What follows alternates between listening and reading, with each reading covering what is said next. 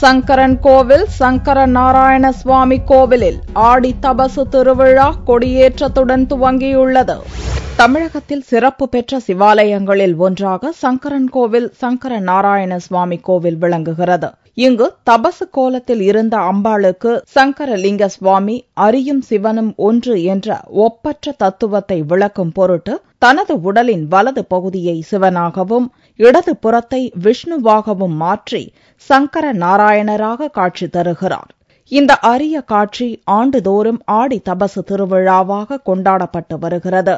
இந்த ஆண்டு திருவிழாவிற்கான கொடியேற்றம் புதன்கிழமையன்று கோலாகலமாக நடந்தது. கொடியேற்றத்தை முன்னிட்டு அதிகாலை கோவில் நடை திறக்கப்பட்டு திருவனந்தல் நடந்தது. பின்னர் கோமதி அம்மன் சன்னதி முன்பு உள்ள தங்க கொடிமரத்தில் வேத மந்திரங்கள் முழங்க கொடியேற்றப்பட்டது.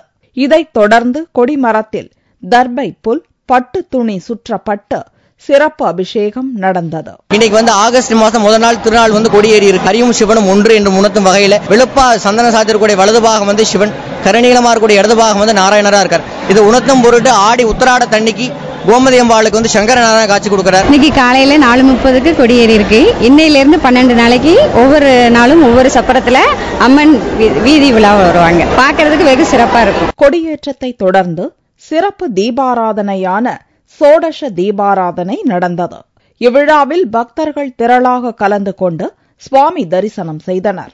இவ்விழாவின் முக்கிய நிகழ்ச்சியான ஆடி தபசு வைபவம் ஆகஸ்ட் 9ஆம் தேதி நடக்க உள்ளது.